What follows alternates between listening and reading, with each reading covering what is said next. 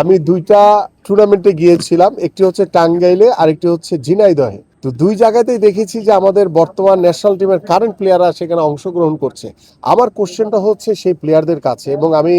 বাফুফের কাছেও প্রশ্নটা রাখবো যে যেখানে আমরা খেলোয়াড়দেরকে পেশাগত স্বীকৃতি বাবদ আমরা ক্রিয়া ভাতা প্রদান করছি, সরকার তাদেরকে মাসিক ভাতা দিচ্ছে, তো সেই ক্ষেত্রে খেলোয়াড়দের খ্যাপ খেলতে যাওয়াটা কতটুকু সমীচীন হয়েছে, এবং দেশের প্রতি যে একটু আগে বলছিলাম যে কমিটমেন্টের যে অভাব, যে তার নিজের প্রতি যে কমিটমেন্টের অভাব, সেটা কিন্তু বহিঃপ্রকাশ ইতিমধ্যে পেয়েছে। তো আমি ব্যস্ততার কারণে এখন পর্যন্ত আমাদের বাংলাদেশ ফুটবল ফেডারেশনের সভাপতির সাথে কথা বলতে পারিনি, বাট আমি দ্রুতই